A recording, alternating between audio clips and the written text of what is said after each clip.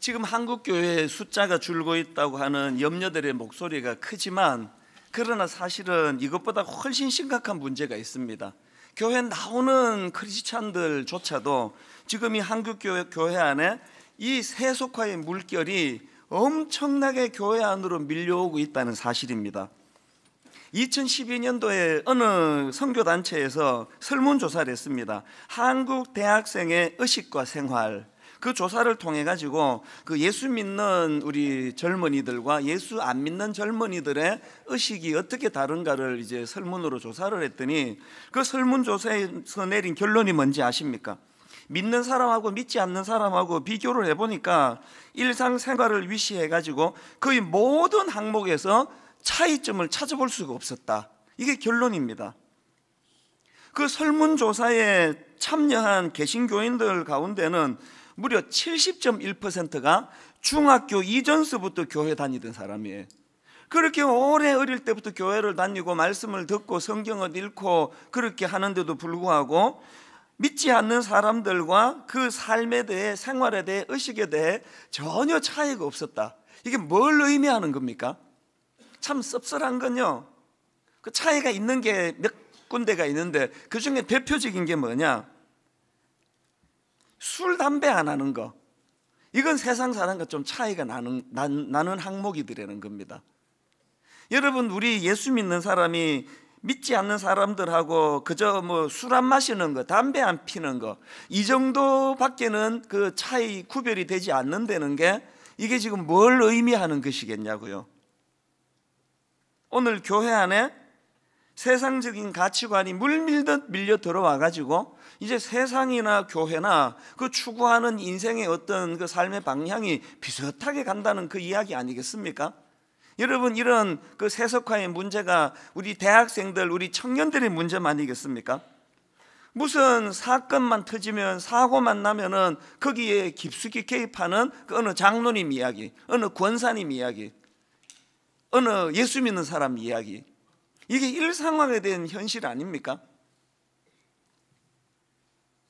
이제는 교회 안에 밀려오는 이 세속화의 물결이 더 이상 방치하기 어려운 수준에까지 지금 이르렀다는 겁니다. 이게 숫자 주는 문제보다 훨씬 심각한 문제입니다. 자, 그러면 이제 이런 질문이 가능한 거 아닙니까? 어떻게 하다가 교회 안에 이런 세속화의 물결이 이렇게 밀려들게 되었나? 어떻게 하다가 예수 믿는 사람들이 세상 사람들과 조금 더 구분이 되지 않는 이런 세속화에 노출이 되었나? 뭐 여러 각도로 설명할 수 있겠지만, 그 중에 저는 오늘 본문 12절에서 아주 중요한 답 하나를 저는 본문에서 찾을 수 있다고 생각합니다. 12절 말씀이 이렇게 시작합니다. 그러므로 너희는 죄가 너희 죽을 몸을 지배하지 못하게 하여 몸의 사욕에 순종하지 말고. 여러분, 로마서 6장 12절이 지금 어떻게 말씀을 시작한다고요? 그러므로 너희는, 이렇게 시작하는데요, 이게 오늘 이 본문 말씀에서 굉장히 중요한 한 포인트를 제공하는 말씀입니다. 지금 이 그러므로라는 이 접속사가 어디와 연결이 되느냐 하니까 바로 그 앞에 나오는 로마서 6장 1절부터 11절까지 말씀을 연결하는 차원에서의 그러므로 너희는인데요, 로마서 6장 1절부터 11절까지를 요약하면 이렇게 요약할 수 있습니다. 십자가로 구원받은 우리 그리스도인들은 이제 죄와의 관계에서 새로운 국면을 맞이하게 되었다. 이제 예수 믿는 우리 그리스도인들은 죄에 대해 죽은 자가 되었다. 이걸 강조하는 말씀이 1절부터 11절까지 말씀입니다. 우리 옛사람은 이제 그리스도와 함께 십자가에 못 박힌 사람이기 때문에 죄에 대해서는 죽은 자요, 하나님께 대해서는 살아있는 자이다. 이걸 강조한 요약, 바로 그 다음에 그러므로 너희는, 이렇게 말씀이 시작되는 게 뭘 의미할까요? 여러분, 로마서 6장이 그렇게 11절까지 선언으로 끝내지 않고 그러므로 너희는이라는 말씀을 가지고 이 사실을 너희들이 깨달았으면 이제 죄에 대하여 죽은 자답게, 하나님에 대하여 살아난 자답게 그런 삶을 살기를 몸부림쳐라. 이 말씀이 12절부터 나오는 게 뭘 의미하겠습니까? 저는 이 말씀을 보면서 한국 교회가 어떻게 하다가 이렇게 심각한 세속화의 물결에 노출되게 되었나? 우리 신앙이 11절까지만 있는 거 아닙니까? 12절부터 그러므로 너희는으로 시작되는 그 놀라운 생명의 말씀이 우리 삶 속에 선포되었다면 깨달아진 그 말씀을 결단하고 실천하는 것으로 연결하는 일을 실패한, 여기에 오늘 교회가 이렇게 세속화의 물결에 노출된 원인이 되지 않았을까? 이 말씀을 듣기만 하고 행동하지 않는 태도, 말씀을 깨닫기만 하고 결단하지 않는 태도, 이게 오늘 이렇게 수치스러운 결과를 가져온 거 아닐까요? 저는 이 말씀을 준비하면서 제가 실제로 행하는 것에 비해서 말만 너무 잘하는 건 아닐까, 그런 자괴감으로 아픔을 제가 여러 번 느끼면서 본문 말씀을 준비했습니다. 강단에서 선포되는 이론을 보면은 하나 손색 없이 잘 선포하는 것 같은데, 과연 내가 강단에서 선포한 이 말씀을 살아내려고 그러므로 너희는으로 시작되는 이 12절부터의 말씀을 내가 살아내려고 얼마나 노력을 하고 있는가? 그러고 보니까 전하는 자나 듣는 자나, 예전에 여러분 그 개콘이라는 개그 콘서트라는 그 코너에서 개그는 개그일 뿐 따라하지 맙시다, 그 기억나세요? 저는 오래 잊혀지지 않아요. 설교는 설교일 뿐 따라하지 맙시다.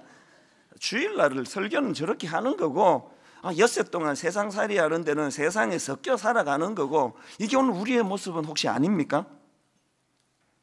성경은요, 듣기만 하고 행동하지 않는 태도, 또 깨닫기만 하고 결단하지 않는 태도를 온전한 신앙인이라 말하지 않습니다. 성경이 강조하는 내용들 한번 보십시오. 마태복음 28장 20절, 내가 너희에게 분부한 모든 것을 가르쳐 지키게 하라. 볼지어다 내가 세상 끝날까지 너희와 항상 함께 있으리라 하시니라. 주님께서 부활하시면서 나는 이제 세상을 떠나가지만 너희들과 항상 함께 있겠다, 너희들은 이 사명을 감당할 때 그 사실을 인지하게 될 텐데, 우리에게 주신 사명이 뭐라고요? 분부한 모든 것을 가르치는 것으로 끝나지 않습니다. 가르쳐 지키게 하라. 지키게 하라. 빌립보서 4장 9절 말씀도 마찬가지입니다. 너희는 내게 배우고 받고 듣고 본 바를 어떻게 하라고요? 행하라. 행하라. 그리하면 평강의 하나님이 너희와 함께 계시리라. 이렇게 오래 예수 믿고 5대째 예수 믿고 장로가 되고 목사가 되고 권사가 됐는데 삶 속에서 하나님이 나와 함께 하신다는 걸 거의 인식하지 못하고 살아가시는 분들이 만약에 계시다면, 혹시 여러분 지금 우리가 깨달은 거, 너희는 내게 배우고 받고 듣고 본 바를 행하지 않기 때문에, 행함이 없는데 그 행함 가운데 거하시는 하나님의 내주하심을 어떻게 인식하겠냐는 그 이야기예요. 이런 논리는 오늘 본문 3절에서도 그대로 펼쳐지는데요. 자, 3절을 한번 보십시오. 13절이요. 또한 너희 지체를 불의의 무기로 죄에게 내주지 말고 오직 너희 자신을 죽은 자 가운데서 다시 살아난 자 같이 하나님께 드리며, 여기 지금 드리며가 나옵니다. 그 다음 보십시오. 너희 지체를 의의 무기로 하나님께 드리라. 이제 두 번에 걸쳐서 드리라가 나오거든요. 드리며 드리라. 이게 왜 의미가 있는가 하면, 이거를 그 시제를 보면은요, 그 앞에 나오는 드리면은 과거형이에요. 그리고 뒤에 나오는 드리라, 이거 현재형입니다. 뭘 의미할까요? 여기 앞에 나오는 이 드리며가 과거형이라는 것은 뭘 의미하느냐, 이 말씀의 의미는 이겁니다. 이제 내 삶은 하나님께 드려진 삶이 되었다. 과거에 십자가 지신 예수 그리스도로 말미암아 나는 변화가 되었다. 나는 이제 죄에 소속된 인생이 아니다. 나는 하나님께 소속된 자다. 내 인생은 하나님께 드려진 인생이 되었다. 이게 드리며예요. 이 선언적인 드림이 아닙니까? 그런가 하면 뒤에 나오는 드리라, 이건 현재 명령형인데요. 앞에서 과거에 예수 그리스도의 십자가로 말미암아 내 인생은 이제 하나님께 드려진 삶이 되었다는 이 드림을 선포하는 그 사람이 그것으로 끝내지 않고 내 삶 속에 순종으로 말미암아, 순종함으로 말미암아 행함과 실천을 통해서 하나님께 드려진 사람답게 온전한 헌신을 드리는 하나님의 사람으로 살아가라는 말씀이 이 본문이에요. 드리며 과거에 나는 예수님이 십자가로 하나님께 드려진 인생이 되었다. 드리라. 그렇게 드려진 인생답게 삶 속에서 순종의 열매를 하나님께 올려드려야 되겠다. 이 두 가지 드림의 균형을 가지고 사는 게 성숙한 크리스찬인 줄로 믿습니다. 오늘 우리는 어떻습니까? 참 부끄러운 현실이에요. 제가 지난주 주일 저녁인데요, 우연히 그 고신대 박영동 교수님이라는 분이 쓴 글을 읽다가 저녁에 참 많은 생각에 빠지는 걸 경험했습니다. 그 글을 한번 제가 읽어 드릴 텐데, 인용해 드릴 텐데 한번 들어보십시오. 거룩함이 없어도 믿기만 하면 무조건 구원받는다는 생각은 성경 말씀에서 벗어날 뿐 아니라 종교개혁의 가르침을 왜곡한 것입니다. 종교개혁자 칼빈이 가장 염려한 것이 바로 오직 믿음이란 교리가 이런 식으로 오해되는 것이었습니다.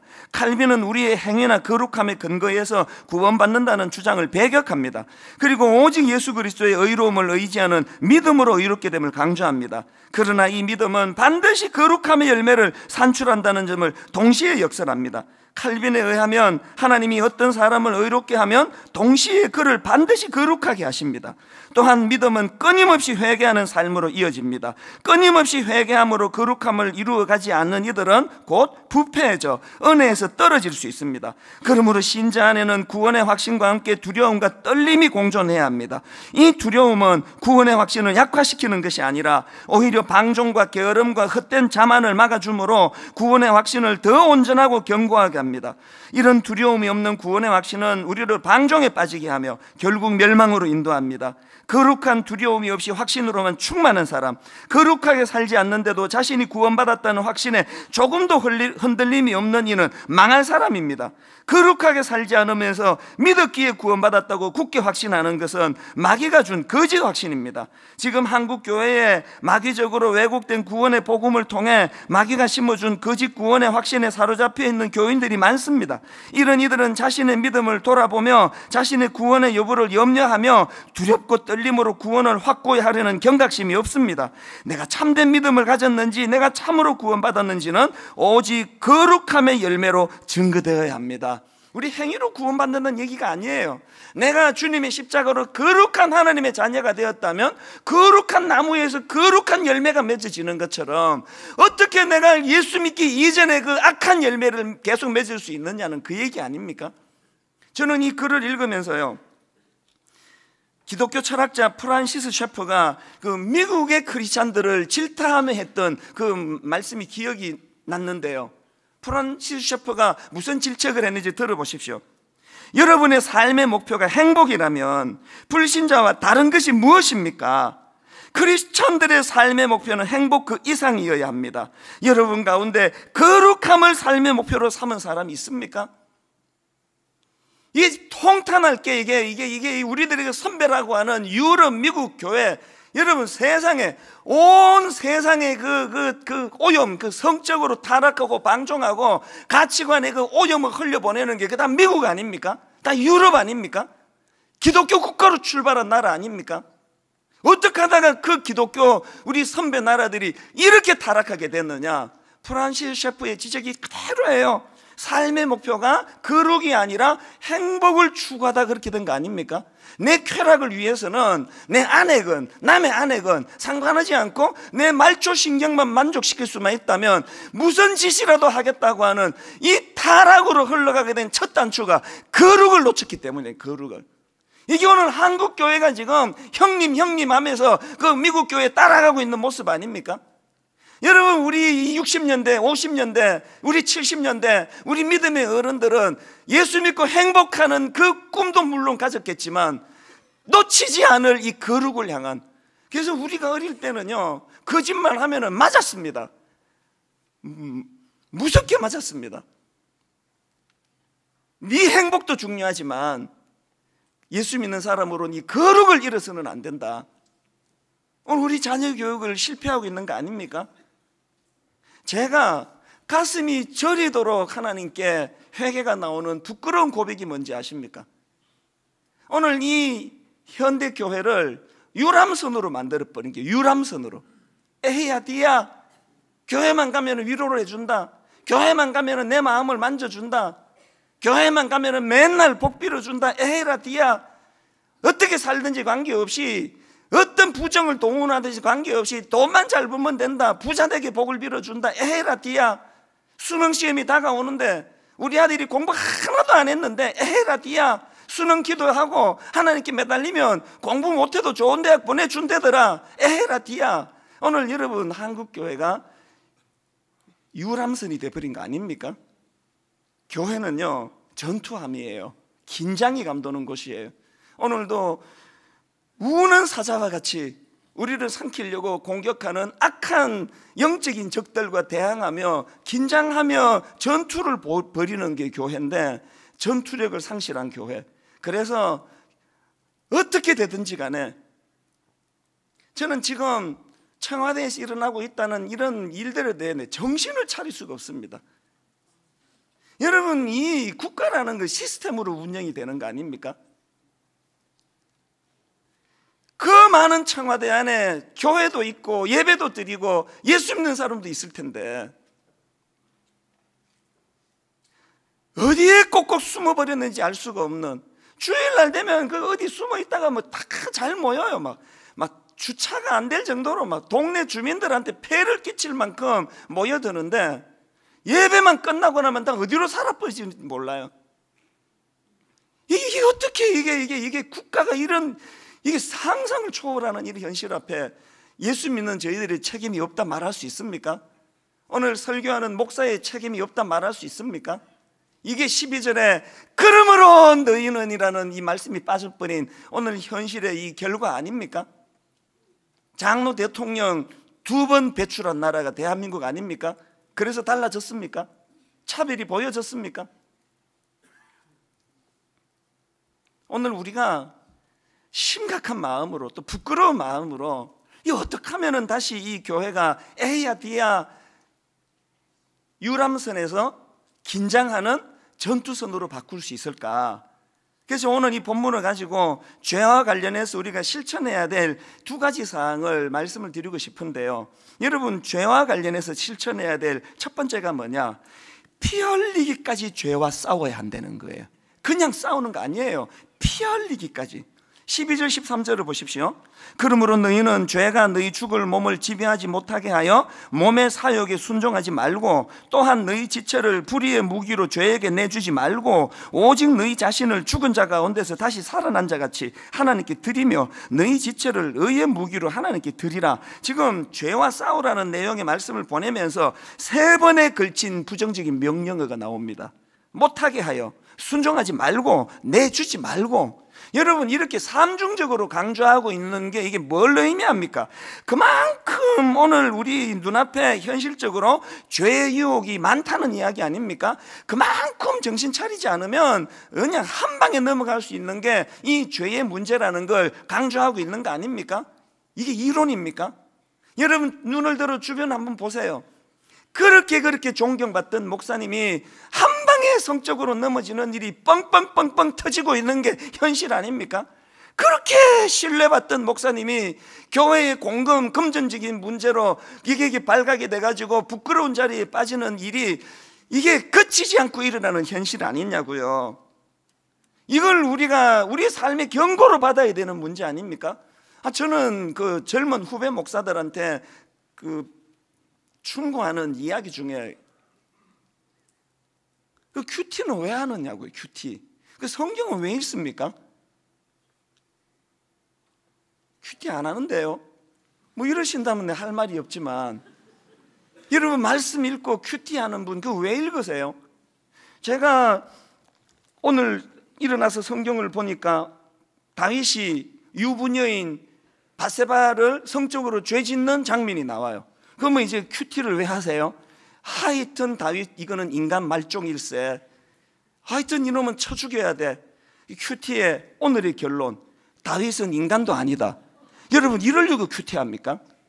그 다윗의 사례를 우리가 읽으면서 다윗이 어떠함을 돌아보자는 게 아니라 그 말씀 앞에 나는 어떠하며, 나는 들키지 않은 성적인 죄가 없는가, 나는 하나님 앞에 수치당할 만한 부끄러운 죄가 없는가, 하나님 은혜 주셔서 이 다윗과 같은 죄의 자리에 빠지지 않게 하옵소서, 그러려고 큐티하는 거 아닙니까? 그러면 같은 원리로 오늘 주변에 너무너무 부끄러운 자리에 빠지는 목사님의 사건이 신문에 났다. 우리 젊은 목사들이 또 제가 그거 어떻게 읽어야 됩니까? 저 목사가 저게 인간이야? 저 쳐죽일 놈 저거? 이렇게 받아서는 안 된다는 거예요. 물론 그런 부분에 정죄는 해야 되지만 그 말씀을 받을 때 부들부들 떨리는 마음으로, 하나님, 저에게도 그 죄의 요소가 있을지언데 저런 죄의 자리에 빠져 하나님의 영광을 가리지 않도록 저를 불쌍히 여겨주시기 원합니다. 오늘 이 한국 교회를 보면서 비난도 해야 되지만 우리 자신이 더 두렵고 떨림으로, 하나님, 저 자리에 제가 빠져서 하나님의 영광을 가리우지 않도록 은혜 내려주시기 원합니다. 우리에게 이게 빠져 있다는 거예요. 이게.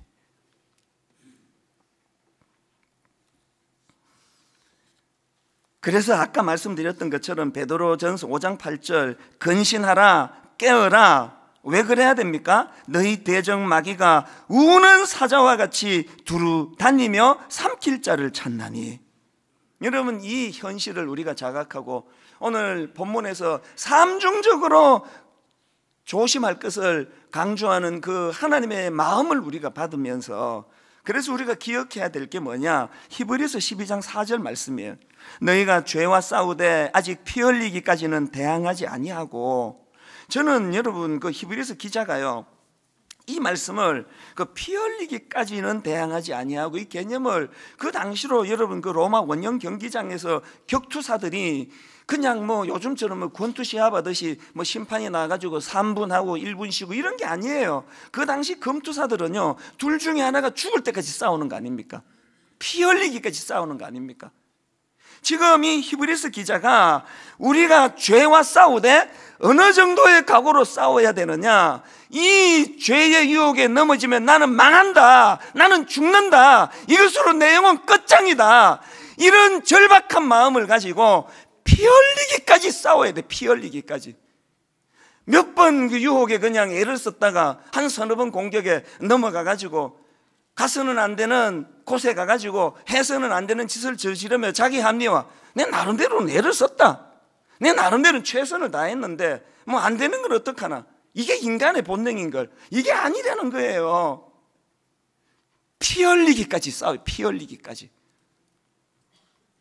여러분, 여기 나오는 너희가 죄와 싸우되 아직 피 흘리기까지는 대항하지 아니하고 할 때 이 대항하다라는 이 말씀의 의미는요, 이 죄악의 물결이 물밀듯 밀려올 때 믿는 우리가 마땅히 지켜야 될 그 자리를 지키기 위하여 피 흘리기까지 대항하며 싸우는 모습을 설명하는 차원에서의 대항하다예요.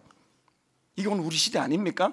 오늘 교회 안으로 물밀듯 밀려오는 이 세속화, 오늘 우리 가정을, 우리 자녀들을 향하여 상상을 초월하게 지금 아이들을 넘어뜨리는 이 현실 앞에 피 흘리기까지 이 자리를 지키려고 대항하는 이 몸부림이 죄와 싸우는 우리의 모습이어야 된다는 겁니다. 저는 이런 차원에서 여기 나오는 대항하다라는 이 말씀을 묵상을 하다가 6.25 당시에 그 낙동강 전투가 생각났습니다. 다 아시죠? 기습적인 남침으로 얼떨결에 밀리고 밀려가지고 이제 경상북도 낙동강까지 밀린 거 아닙니까? 이제 낙동강 밀리면은 이제 끝인 거예요. 그러면 이제 함락되는 거예요. 눈물나게 고맙게 우리 윗대 어른들이 그 낙동강 전투에서 얼마나 많은 목숨을 잃었습니까? 피 흘리기까지 목숨을 걸고 그 낙동강 전투를 사수했기 때문에 오늘 우리가 이런 자유의 삶을 누리는 거 아닙니까?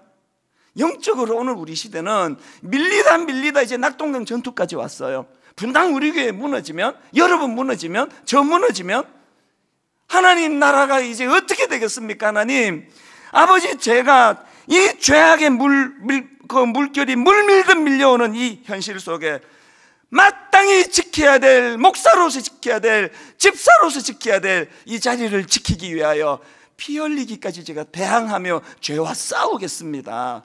오늘 이 결단이 필요한 시대라는 거예요. 조금 해보고 안 되던데요. 막 김 집사도 죄 짓고 박 집사도 죄 짓는데 나라고 별 수 있습니까? 이거 아닙니다. 피 흘리기까지.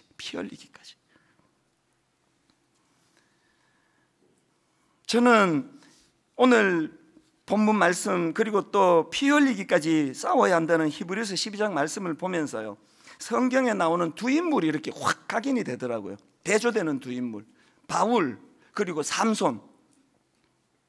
이 두 인물의 공통점은 다 아시죠? 엄청난 사명을 부여받았다는 게 공통점이에요. 차이점은 바울은 그 사명을 잘 감당한 인물의 대표적인 인물, 삼손은 그 사명을 다 까먹은 부끄러운 인물의 상징. 어떻게 이렇게 극단적으로 갈라지게 됐나? 여러분, 이 두 인물의 분기점을 이루는 말씀이 저는 디모데후서 4장 6절이라 생각합니다. 바울이 지금 임종을 앞두고 자기 삶을 되돌아보면서 이렇게 고백합니다. 전제와 같이 내가 벌써 부어지고 나의 떠날 시간이 가까웠도다. 죽을 때가 됐다는 말씀이에요. 자기 삶을 이렇게 고백합니다. 나는 선한 싸움을 싸우고 나의 달려갈 길을 마치고 믿음을 지켰으니. 이게 피 흘리기까지 싸웠다는 거 아닙니까? 피 흘리기까지 마땅히 지켜야 될 그 자리를 지키기 위해서 몸부림쳐 왔다는 그 얘기 아닙니까? 여러 번 말씀드리지만요, 여기 우리 아버지들이요, 여기 우리 어머니들이요, 여기 우리 저 같은 목회자들이요, 우리 죽음을 앞두고 하나님 앞에서 우리 후대들 앞에 부끄럽지 않도록, 비록 부끄럽지만 믿음을 지키려고 선한 싸움을 나는 지금까지 싸워왔다. 나는 이제 하나님 앞으로 가니 이 바톤 너에게 물려주마. 이게 신앙 있는, 뼈대 있는 가문이, 뼈대 있는 교회가 보여줄 모습 아닙니까? 여기에 반해가지고 삼손은요, 태어날 때부터 나실인이라고 하는 특별한 사명과 목적을 가진 존재로 부름을 받았지만 불행하게도 그는 죄에 대한 민감함이 없어서 넘어져 버린 인생 아닙니까? 보통 사람들이 그 삼손이 들릴라라는 여자 때문에 망했다고 이야기하는데 그건 들릴라 입장에서 엄청 억울한 이야기예요. 삼손이 들릴라 때문에 망한 거 아닙니다. 삼손은요, 이미 망한 인간이에요. 이미 죄에 허물어지고 죄에 방어가 전혀 안 되는 인간이었기 때문에, 성경 한번 보세요. 들릴라 만나기 전에 벌써 이방 여자한테 헬렐레 해가지고 정신을 못 차리던 게 삼손 아닙니까? 들릴라 때문이 아니에요. 만약에 여러분 그 들릴라가 삼손과 동시대의 여자가 아니라 바울과 동시대의 여자라 가지고 바울 옆집에 살아 가지고 들릴라가 바울을 그렇게 유혹했다면 바울이 그 들릴라 때문에 여러분 무너졌겠습니까? 아닙니다. 남 탓하지 마세요. 우리가 하나님 앞에서 바울처럼 피 흘리기까지 싸우면은 오늘 아무리 세상이 세속화의 물결로 넘실거린다 하더라도 바울처럼 흔들리지 않는, 부끄럽지 않는 그리스도인으로 살아갈 수 있을 줄로 믿습니다. 우리가 삼손과 같은 부끄러운, 초라한, 비참한 인생의 말로가 두 눈이 뽑혀지고 어디 말하기도 부끄러운, 입에 담기 어려운 비참한 인생을 사는 인생이 아니라 바울처럼 당당하게, 그리고 그 글을 읽는 모든 사람들이 아이고 이거 그냥 말만 살아가지고 뭘 부끄럽지 않냐고 그렇게 하지 않고 바울의 편지를 읽을 때 모든 분들이 거기에 다 동의할 수 있는 그런 삶을 살기를 원하신다면 여러분 빌립보서 2장 11절 말씀을 기억하셔야 됩니다. 바울의 눈물의 고백이에요. 그러므로 나의 사랑하는 자들아, 너희가 나 있을 때뿐 아니라 더욱 지금 나 없을 때에도 항상 복종하여 두렵고 떨림으로 너희 구원을 이루라. 목사 5년 차, 목사 30년 차, 이 문제가 아니에요. 5대째 예수 믿는 집안, 예수 믿은 지 2달밖에 안 되는 이 문제가 아니에요. 오래 믿으면 믿을수록 두렵고 떨리는 마음으로, 누가 뭐 대단한 목사라고 떠받들고 칭찬하든지 간에 하나님 앞에 벌거벗은 죄인으로서 서 있는 나, 주님 앞에만 서면 부들부들 떨리는 마음으로 아버지 저를 불쌍하게 여겨주시기 원합니다. 우리가 잃어버린 게 이거 아닙니까? 그런가 하면은 두 번째로 죄와 관련해서 우리가 기억해야 될 게 뭐냐? 여러분, 이렇게 피 흘리기까지 싸워야 하지만 두 번째 균형이 뭐냐? 그 싸움은요, 내 힘이 아니라 하나님 주시는 은혜의 힘으로 싸워야 된다는 것입니다. 14절을 보십시오. 죄가 너희를 주장하지 못하리니 이는 너희가 법 아래에 있지 아니하고 은혜 아래에 있음이라. 여러분, 여기 나오는 은혜 아래에 있음이라가 뭘로 의미합니까? 변화된 우리는 주님의 다스림과 통치 아래에 있다는 이야기 아닙니까? 변화된 우리는 더 이상 악한 죄의 영향력 아래가 아니라 날 사랑하시는 주님의 십자가 사랑 안에 있다는 이야기 아닙니까? 이제 나는 주님 안에 변화됐기 때문에 내가 주님의 말씀대로 살려고 노력할 때 주님은 그것을 살아낼 수 있는 힘 주시는 분이시라는 이 확신을 갖고 사는 모습을 은혜 아래라고 말할 수 있는 거 아닙니까? 여러분, 제가 앞에서 빌립보서 2장 12절을 언급했는데요, 그러므로 나의 사랑하는 자들아, 너희가 나 있을 때뿐 아니라 더욱 지금 나 없을 때에도 항상 복종하여 두렵고 떨림으로 너희 구원을 이루라. 이거는 이 말씀만 읽으면 안 되는 거예요. 그 다음 13절과 같이 읽어야 됩니다. 12절 다시 한번 보십시오. 그러므로 나의 사랑하는 자들아, 너희가 나 있을 때뿐 아니라 더욱 지금 나 없을 때에도 항상 복종하여 두렵고 떨림으로 너희 구원을 이루라. 그 다음 13절, 이렇게 너희들이 몸부림을 치면 너희 안에서 행하시는 이는 하나님이시니 자기의 기쁘신 뜻을 위하여 너희에게 소원을 두고 행하게 하시나니. 겉으로 보기에는 내가 애쓰고 내가 싸우는 것 같지만 실상은 그렇게 애쓰는 우리 속에 계시는 내주하시는 하나님께서 너희 안에서 행하시는 이는 하나님이시니 이 확신을 주시는 줄로 믿습니다. 골로새서 1장 29절 말씀도 똑같은 논리예요. 이를 위하여 나도 내 속에서 능력으로 역사하시는 이의 역사를 따라 힘을 다하여 수고하노라. 겉으로 보기엔 내가 힘을 다하여 수고하는 것 같지만 실상은 내 속에서 능력으로 역사하시는 이의 성령님의 역사하심, 이걸 맛보고 사는 삶이에요. 얼마나 기쁘겠습니까?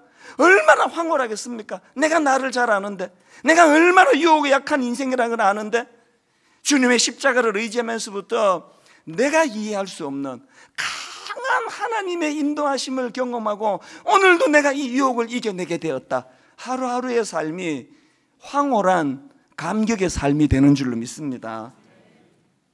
그런데 여러분, 이 14절에서 지금 은혜 아래에 있음을 강조하기 위해 가지고 뭘 대조하는지 보십시오. 14절을 다시 보십시오.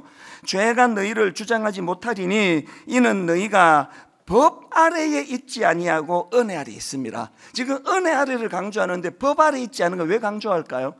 여러분, 율법은 전에도 말씀드렸죠? 율법은요, 내가 죽을 수밖에 없는 죄인임을 자각하게 하는 기능은 있지만 치료하는 기능은 없습니다. 그래서 율법을 저는 건강검진에다가 자주 설명하지 않습니까? 나이 50 넘어가면요, 건강검진 해야 돼요. 1년에 한 번씩 꼭 건강검진을 받습니다. 그러면 이제 정밀하게 검진을 해가지고 저를 진단해요. 이제 콜레스테롤 수치가 높아졌는데 이거 조심 안 하면 안 됩니다. 그리고 지금 복부 비만이네요. 이거 먹는 거 줄여야 됩니다. 그리고 하루에 1시간씩 이제 운동하셔야 됩니다. 그렇게 건강검진은 내 약함을 정확하게 지적하는 기능은 있습니다. 그러나 건강검진은 치유의 기능은 없습니다. 그거 검사 다 받은 거는 치유하려고 병원에 의사 만나러 가기 위한 건데 결과만 알고 아무것도 안 하면 소용이 없는 게 건강검진이에요. 여기에 반해가지고 은혜는요, 내 연약함을 자각하게도 하시지만 더 근원적으로 우리의 이 연약한 죄악의 문제를 해결하는 능력이라는 거예요. 그래서 존 오웬이 이런 말을 했습니다. 은혜는 우리의 책임을 폐기하는 것이 아니라 그것을 실행할 수 있는 힘을 주고 우리의 의무를 면제시켜 주는 것이 아니라 그것들을 수행할 수 있는 힘을 준다. 그것들을 수행할 수 있는 힘을 준다. 여러분, 우리가 세상에서 비겁하게 살지 않도록, 우리가 비겁하면 되겠습니까? 우리가 세상에 비굴하게 살지 않도록, 그래서 난 이것도 면제받았다, 저것도 면제받았다, 이런 인생이 아니라 우리의 의무를 면제시켜 주는 것이 아니라 그것을 수행할 수 있는 힘을 주는 은혜, 이 은혜가 우리 인생을 지배하는 믿음의 사람들 되시기를 바랍니다. 결론을 맺으면서요, 여러분, 히브리서 12장 4절이요, 너희가 죄와 싸우되 아직 피 흘리기까지는 대항하지 아니하고, 이 말씀도요 3절과 같이 읽어야 돼요. 3절이 어떻게 기록되어 있습니까? 너희가 피곤하여 낙심하지 않기 위하여 죄인들이 이같이 자기에게 거역한 일을 참으신 일을 생각하라. 그리고 나서 너희가 죄와 싸우되 아직 피 흘리기까지는 대항하지 아니하고. 무슨 말씀인지 아시겠죠? 내 혈기로 싸우는 거 백전백패입니다. 내가 오늘도 피 흘리기까지 죄와 싸울 수 있는 힘, 이길 수 있는 능력, 날 위하여 십자가 지신 예수 그리스도, 원수들의 조롱을 감내하시고 엄청난 십자가의 고난을 감내하시면서 날 구원해 주신 예수 그리스도의 십자가에서의 사랑, 십자가에서 죽음의 권세를 이기신 십자가에서의 능력, 그 예수 그리스도를 생각하는 생각의 힘으로 피 흘리기까지 죄와 싸우는 저와 여러분 되시기를 바랍니다. 여러분, 우리 옛날 어른들이 죄와 싸울 때마다 주먹에 힘을 쥐고 결의하며 부르던 찬송가가 있습니다. 268장. 죄에서 자유를 얻게 하면 보혈의 능력 주의 보혈, 시험을 이기고 승리하니 참 놀라운 능력이로다. 여러분, 이 복음의 능력을 아십니까? 2절에 육체의 정욕을 이길 힘은 보혈의 능력. 눈 감는다고 정욕 이길 수 있는 거 아닙니다. 여러분, 우리 안에 엄청난 죄악의 정욕이 우리를 공격할 때 십자가, 보혈의 능력, 아버지, 제가 이것과 싸워 이기기 위하여 십자가를 의지합니다. 오늘 이 시간 우리 출정식이 되기 원합니다. 손뼉치며 이제 하나님, 그동안 밀리고 밀리던 죄악의 유혹 앞에 선언하기 원합니다. 더 이상 내가 밀리지 않겠다. 죄악과 전쟁을 선포하고 우리 흔들리고 있는 부분이 오늘 다잡아지는 시간 되기 원합니다. 우리 손뼉치면서 이렇게 찬양합니다. 죄에서 자유를 얻게 하면, 죄에서 자유를 얻게 하면 보혈의 능력, 주의 보혈, 시험을 이기고 승리하니 참 놀라운 능력이로다. 무엇이 능력입니까? 주의 보혈, 능력이 있도다. 주의 피 믿으오, 주의 보혈, 그 어린 양의 매우 귀중한 피, 주의 보혈, 주의 보혈, 능력이 있도다. 주의 피 믿으오, 주의 보혈, 그 어린 양의 매우 귀중한 피로다. 여러분, 출정식이에요. 오늘 여러분 흔들리고 있는 죄악의 유혹의 자리를 생각하세요. 지금 성적으로 유혹을 받고 있는 분 계십니까? 아내 말고 남편 말고 자꾸 마음이 끌리는 그 국민학교 동창 자꾸 메일 오고 그러면 흔들리는 분 계세요? 싸워야 될 문제예요. 하나님, 이 작은 흔들림이 결국은 하나님 앞에 부끄러운 삼손이 될 수 있는 무서운 죄악입니다. 싸우셔야 돼요. 여기 지금 만몬신 앞에 흔들리는 분, 밥 먹고 살만 하시잖아요. 근데도 그냥 tonton 그러면서 남의 눈에 피눈물 흘리고, 사장님들, 종업원들 월급 그렇게 작게 주시면 안 되는 거 아닙니까? 최선을 다해 섬기고 베풀고. 그래서 나는 이제 이 만몬신, 돈의 노예로 살아가는 것이 아니라 생명보다 귀한, 돈보다 귀한 생명을 나는 붙잡고 살아갑니다. 내 번 돈을 가지고 생명 살리고 사람 살리는 데 쓰렵니다. 이것도 출정식 때 우리가 싸워야 될 문제예요. 자녀 문제. 여러분, 오늘 우리 대한민국 학원가는요 거대한 동거촌이랍니다. 남자친구 여자친구 지방에서 올라와가지고 왜 그 돈 많이 드는데 따로따로 살 거 뭐 있나, 우리 같이 살자. 이게 지금 뭐 트렌드라고 이야기하는, 과장이기를 바랍니다. 이 무서운 아이들의 가치관의 변화를 만든 원인이 70년대부터 무슨 영견이 이런 부끄러운 말을 퍼뜨렸던 우리들 책임 아닙니까? 오늘 우리 2절, 육체의 정욕을 이길 힘은 내 안에 있는 도덕심이 아니에요. 보혈의 능력입니다. 십자가입니다. 우리 손뼉치면서 부끄러운 마음을 가지고 주님 앞에 의지를 가지고 찬양합니다. 육체의 정욕을 이길 힘은 보혈의 능력, 주의 보혈, 정결한 마음을 얻게 하니 복음은 능력, 참 놀라운 능력이로다.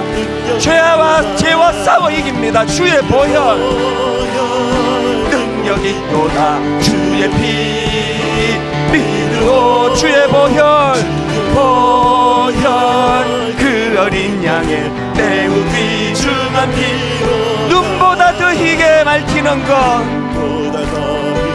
주님의 거룩한 신부가 되기 원합니다. 부정한 모든 것 밝히시네. 참 놀라운 능력이로다. 아멘. 주의 보혈 능력 있도다. 주의 피 믿으오. 주의 보혈 그 어린 양의 매우 귀중한 피로다.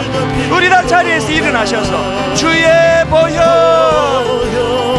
능력 있도다. 주의 피 믿으오. 주의 보혈 그 어린 양의 매우 귀중한 피로 주의 보혈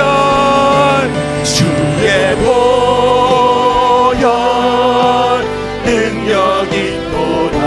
주의 피 믿으오.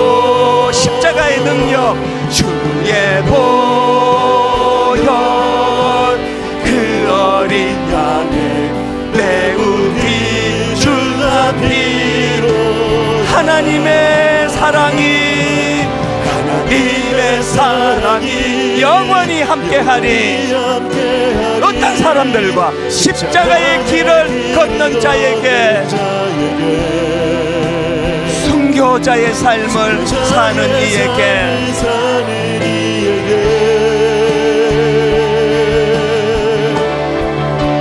조롱하는 소리와 세상 유혹 속에도 주의 순결한 신부가 되리라. 내 생명 주님께 드리리. 우리 마지막으로 한 번 더 결단합니다. 하나님의 사랑이 영원히 함께하리. 어떤 사람들이 그 사랑을 알게 됩니까? 십자가의 길을 걷는 자에게, 순교자의 삶을 사는 이에게,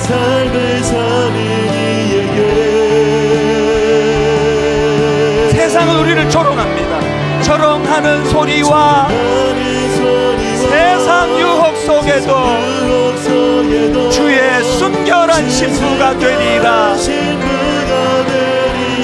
내 생명 주님께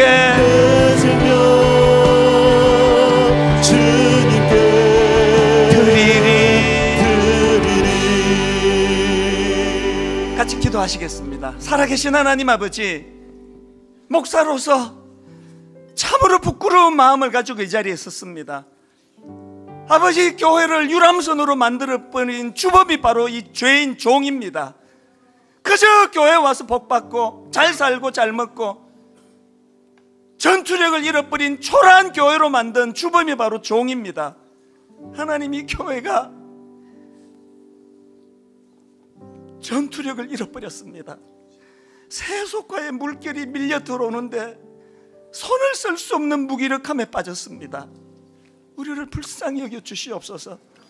도대체 행복만 추구한다면 세상 사람들과 다를 게 무엇이냐고 질타하는 프란시스 셰프의 그 질타가 성령님의 음성으로 들려지기를 원합니다. 하나님, 이제 이 교회가 다시 전투함이 되기를 원합니다. 낙동강 전투까지 밀렸습니다. 여기서 우리가 밀리면 끝입니다. 아버지, 낙동강 전투를 사수하기 위하여 피 흘리기까지 싸웠던 그 싸움이 영적으로 우리의 모습이 되기를 원합니다. 피 흘리기까지 싸우기 원합니다. 우리 자식들을 보호하기 위하여, 우리 자녀들의 영혼을 되살리기 위하여 우리가 피 흘리기까지 싸워 아버지 하나님, 십자가를 의지하며 복음의 능력을 의지하며 그렇게 죄와 싸우기를 이 시간 결단하오니 이길 수 있는 힘은 주님이 주시는 줄 믿습니다.